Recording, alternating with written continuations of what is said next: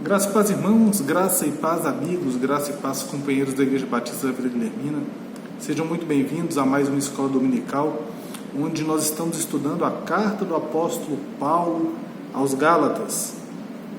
Nós já temos bastante aulas gravadas sobre essa carta no nosso canal no YouTube, e eu acredito que essa e mais 4 aulas, essa e mais 5 aulas no máximo, nós estamos acabando a carta aos Gálatas. Para mim é uma alegria muito grande, nós conseguimos trabalhar todos os versículos da carta até aqui. Tem sido algo bem proveitoso para mim, tem sido algo que tem sido extremamente edificante para mim. Nós vamos entrar agora em uma sessão mais complexa, com muito mais detalhes, mas detalhes muito práticos, né? Coisas muito práticas para a minha vida, para a sua vida e para a vida da igreja. Antes de começarmos a nossa aula propriamente dita, eu gostaria de te convidar a participar das demais atividades que a nossa igreja tem disponibilizado aqui no canal, na página do Facebook. Toda terça-feira nós temos atividade presencial, que é o nosso culto de oração na igreja, e também domingo, 9h30, 19h30, temos culto presencial na igreja, o culto das 9h30 para o pessoal do grupo de risco, e o culto da noite, 19h30, para as demais pessoas. Online, toda segunda, quarta e sexta, nós temos o Boa Noite com Jesus, é o programa de devocionais que é colocado aqui no canal da igreja sempre às 21 horas, tá bom? É sempre com um dos pregadores da igreja em um sistema de rodízio. Te convido também a levar seus filhos pequenos até 12 anos, de 5 a 12, a estarem participando do culto infantil toda quinta-feira às 19h30. Estamos extremamente felizes porque voltou essa atividade, né? A gente se preocupa bastante com as nossas crianças, tá bom? Os recados são esses. Acompanhe a gente aqui no canal do YouTube, também na página do Facebook. Qualquer dúvida, questionamento com relação à lição, pode colocar aqui nos comentários, tá bem? Eu te convido a abrir sua Bíblia no livro de Gálatas, na carta do apóstolo Paulo aos Gálatas, capítulo de número 5, versículos de 1 a 15. Esse é o nosso texto de hoje, tá bem? Então nós vamos ler o texto, depois nós iremos orar, tá bom? Abra sua Bíblia em Gálatas capítulo 5, versículos de 1 a 15. Vamos ler a palavra do Senhor.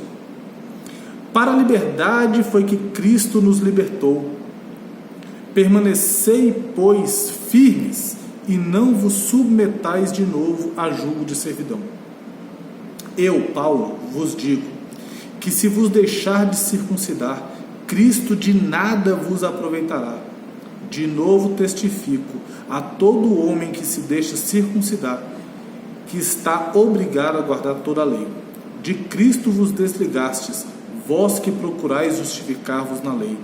Da graça decaíste, porque nós, pelo Espírito, aguardamos a esperança da justiça que provém da fé. Porque em Cristo Jesus, nem a circuncisão nem a incircuncisão tem valor algum, mas a fé que atua pelo amor. Vós corrieis bem. Quem vos impediu de continuar a obedecer à verdade? Essa persuasão não vem daquele que vos chama. Um pouco de fermento leveda toda a massa.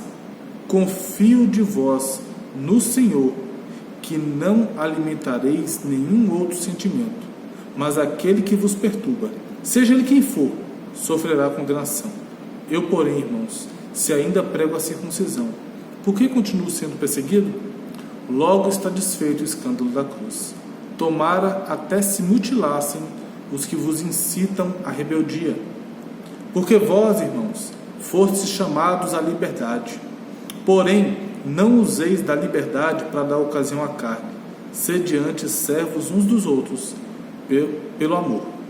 Porque toda a lei se cumpre em um só preceito, a saber, amarás o teu próximo como a ti mesmo. Se vós, porém, vos mordeis e devorais uns aos outros, vede que não sejais mutuamente destruídos. Irmãos, a carta do apóstolo Paulo aos Gálatas, ela tem uma estrutura, né, que alguns teólogos trabalham, e eu acho bem interessante.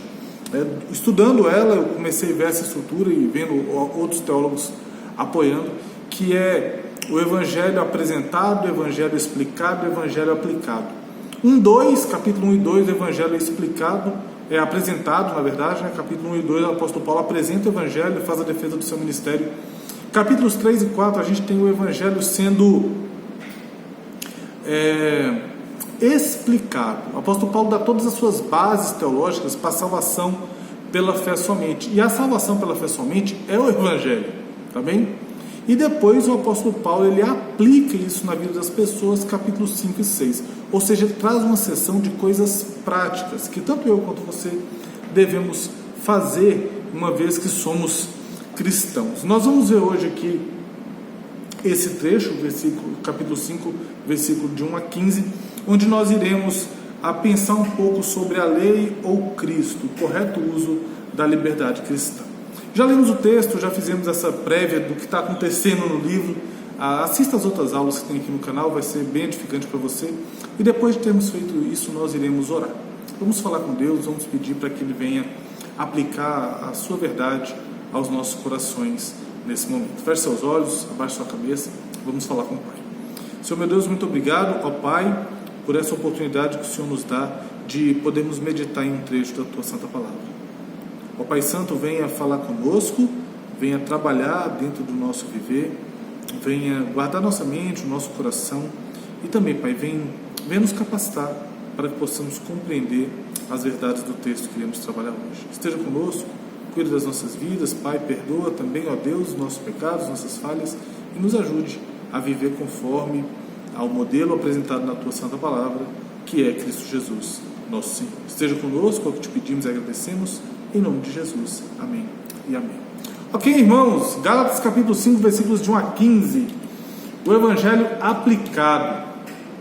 Como eu já disse, o apóstolo Paulo, ele apresenta o Evangelho, no capítulo 1 e 2, ele explica esse Evangelho, no capítulo 3 e 4, ele mostra que não tem outra salvação fora de Cristo, Jesus é o único caminho, tá bem? E agora ele vai começar a fazer aplicações práticas. É o que normalmente os pregadores fazem, né? Quando a gente prega na igreja, a gente lê o texto, depois a gente explica as nuances do texto e depois a gente traz uma aplicação para a vida da igreja, tá bom? Um dos grandes problemas, irmãos, que a gente tem na igreja hoje em dia é algo que a gente costuma chamar de hipocrisia, né? Que é como é que eu vou falar com os irmãos? Um desacordo entre o nosso discurso e a nossa prática. A gente fala uma coisa e vive outra. Então existe um problema. A gente ouve milhões de mensagens, milhões de pregações, mas a gente não vive aquilo que a gente ouve. Então a gente tem um problema sério. Isso é incoerência e normalmente é conhecido como hipocrisia. A coerência e integridade é quando o nosso discurso está alinhado com a nossa prática. Quanto mais perto o discurso estiver da prática, mais coerente nós somos, mais íntegros nós somos. Quanto mais longe o que a gente prega está longe do que a gente vive, mais hipócritas nós somos e mais incoerentes nós somos, tá bom? E aí que tem um problema, porque muitos que se dizem evangélicos não conhecem o Evangelho, não praticam o Evangelho, não vivem o Evangelho. E isso é complicado, porque nós sabemos o nome de todos os cantores gospel, nós sabemos o nome de todos os grandes pregadores da atualidade. Tem gente que sabe tudo de todo mundo, né? Do Lucinho até Augusto Nicodemos, daquele David Leonardo até o Hernandes Dias Lopes. A pessoa conhece tudo, né? Passando por Luiz Saião, e conhece pregadores de fora, e a pessoa fala do John Piper, do Paul Washer e de tantos outros homens de Deus. Conhece tudo que esses homens defendem com relação a batismo, ceia, governo da igreja, ministério feminino, responsabilidade dos pais, relação igreja e Estado. A pessoa conhece isso tudo, mas se você vira para ele e fala assim, ok, poxa, que legal, você conhece todas as músicas da Aline Barros, do Diante do Trono, de ministérios internacionais, conhece todos os pregadores, me apresente o Evangelho em 1 minuto. E aí o crente, né, dá aquela refugada. Por quê? Porque ele não sabe o Evangelho. Ele não sabe o Evangelho, tá bem? Ele sabe um monte de coisas que ele guardou, que não tem subsídio nenhum para a vida dele. E uma igreja, irmãos, um grupo de crentes que não conhecem a mensagem do jeito que ela é, na sua pureza, nunca vai conseguir praticar. Eu falo isso porque eu sou militar e a gente sabe que se você não ensinar algo, quando a gente recebe o menino aqui, o soldado, o recruta, ele não sabe nada, ele está chegando na vida militar. E se você não ensinar direitinho para ele, ele não vai conseguir praticar corretamente as atividades. O mesmo funciona na escola. Se você não ensina a criança corretamente a sonoridade das letras, o funcionamento do alfabeto, ela não vai conseguir escrever nem ler corretamente. E a mesma coisa é a igreja. Se nós não sabemos o Evangelho do jeito que ele é, nós não iremos conseguir praticá-lo. Isso é basilar. Você só consegue executar algo na prática se você conhece bem a teoria. Infelizmente, a gente não conhece o Evangelho. As igrejas, infelizmente, perderam o Evangelho. Perderam a liberdade que é em Cristo, a liberdade que o Evangelho nos dá. E aí nós passamos a viver de outras formas. Você chega com um crente e fala, como eu já disse, me diga o Evangelho em 1 minuto. E o crente não consegue correlacionar 4 pontos básicos que você tem que ter na mensagem quando você vai compartilhar de Jesus, que é Deus, o homem, Cristo e a resposta. Deus, o homem, Cristo e a resposta. Um Deus santo e justo que criou todas as coisas, inclusive o homem, e esse homem se rebela contra Deus e se afasta dele. Deus, sendo justo e misericordioso, amoroso, manda o seu próprio filho para morrer em favor desse homem rebelde e espera que esse homem tenha uma resposta de fé e arrependimento. O Evangelho resumido. Obviamente, se a gente for compartilhar, muitos versículos ali subsidiando isso que a gente está falando. Mas a igreja perdeu essa essência de explicar o que é o Evangelho. E aí você vira para a pessoa vira e fala, não, o Evangelho é o que funcionou para mim. O Evangelho é o que mudou minha vida. Mas ela não sabe explicar, ela não sabe mostrar para a pessoa. E o Evangelho são boas novas que vêm precedidas de más novas. As más novas é que nós estamos perdidos, mas as boas novas é que Cristo foi disposto para nós, para que crendo e arrependendo tenhamos acesso a Deus através de Cristo. Tá? Então, como a gente não entende essa mensagem do Evangelho, do amor de Deus vindo, de Jesus vindo ao encontro da gente, dessa exigência de uma resposta de fé e arrependimento, como a gente não entende essas coisas, o que a gente tende a fazer? A transformar o Evangelho em uma regra, uma lista de coisas que você pode e não pode. Então a gente começa. Você pode dormir tarde, mas você não pode jogar bola. Você pode ir no cinema, mas você não pode ouvir música secular. Você pode usar uma roupa de marca, mas você não pode usar calça. Você pode usar um sapato de marca, mas você não pode usar uma bermuda. E aí vem esse monte de coisinhas de pode, não pode. Isso é algo que tem me incomodado bastante ultimamente, porque eu tenho visto que por não conhecermos o Evangelho, nós o substituímos por essas regras, porque essas regras são muito mais fáceis de cumprir, ou de deixar de fazer, do que ensinar as pessoas a pensarem biblicamente. E isso se mostrou claríssimo no momento em que nós estamos passando em todo mundo com essa dificuldade, que não pode se citar mais no YouTube, não pode falar a dificuldade, porque senão o vídeo passa por problemas de liberação. Mas essa dificuldade que nós estamos passando no mundo, que nos impediu de ir à igreja, mostrou que nós não sabemos pensar biblicamente. Nós somos adestrados a fazer ou não fazer certas coisas. E assim, com essas listinhas na mão de pode e não pode, nós nos tornamos legalistas. E ao nos tornarmos legalistas, a gente fere o primeiro ponto que o apóstolo Paulo trabalha no seu capítulo 5, que é a liberdade em Jesus. Quando eu pego a pessoa, trago ela, a batizo e pego um monte de coisa e jogo nas costas dela e falo, toma, a cartilha do pode e não pode. Quando eu faço isso, eu estou ferindo a liberdade que Jesus deu para aquela pessoa. E os irmãos vão ver lá na frente que a liberdade, ela não é uma liberdade para fazer o que quiser e para viver do jeito que quiser, mas é uma liberdade de todas essas amarras legalistas que a gente vê por aí. Jesus nos chama para a liberdade. O versículo 1 diz assim: para a liberdade foi que Cristo nos libertou. Permanecei, pois, firmes, e não vos submetais de novo a jugo de escravidão. É muito legal o jogo de palavras que o apóstolo Paulo faz aqui.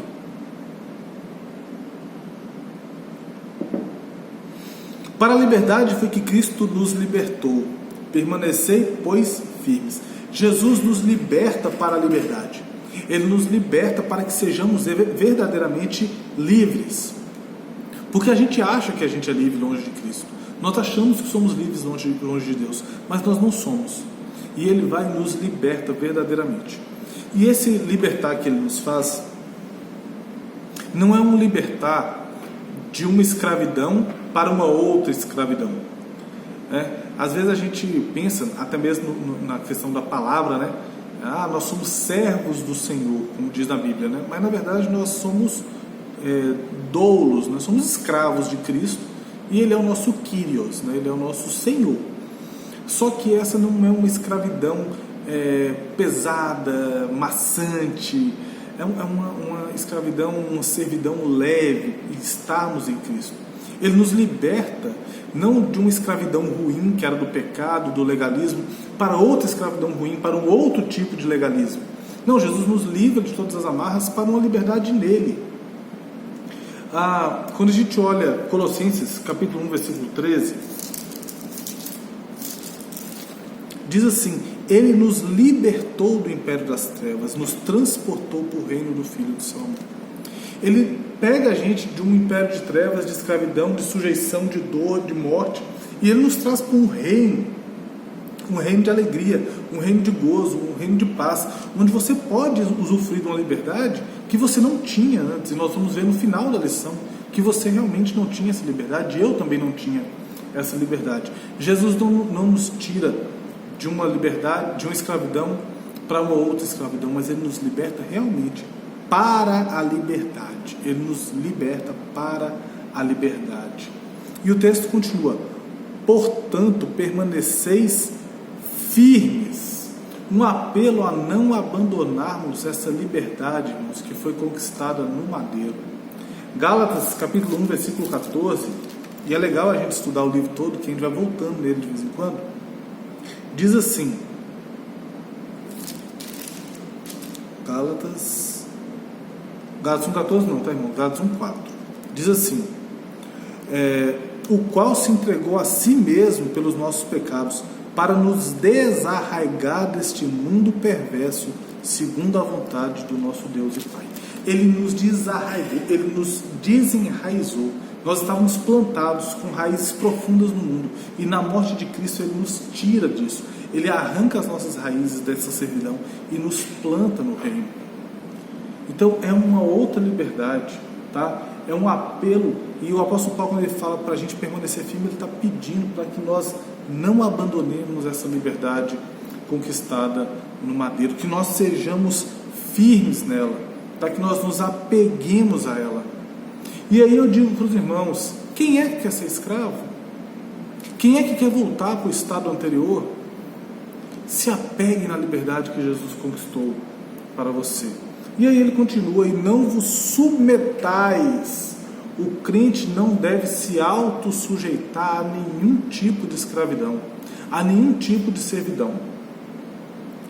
Se estamos escravos de algo, se você está escravo de algo, de um pecado, de uma prática, de uma pessoa, de um relacionamento abusivo, se você está escravo de qualquer uma dessas coisas, você tem que rever isso.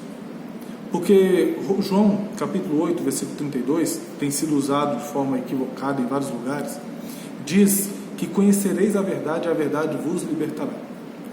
E se nós conhecermos o Filho, nós somos verdadeiramente livres em Jesus. Então, se eu estou me escravizando de novo por um pecado, por um relacionamento, ou por qualquer coisa, por um vício, por uma prática, se eu estou me pondo nessa servidão depois de ter encontrado a Cristo, o único responsável por essa servidão sou eu. Por isso que o apóstolo Paulo fala para não vos submetais, ou seja, não sejam voluntários a essa servidão, não sejam voluntários a essa escravidão. Se estamos escravos de algo após conhecer Jesus, a responsabilidade é unicamente nossa por nos colocarmos nesta posição. E aí ele fala, e não vos submetais de novo. Ele faz você lembrar de como é que era antes. Lembra antes, quando você era escravo? Não volte para aquela posição.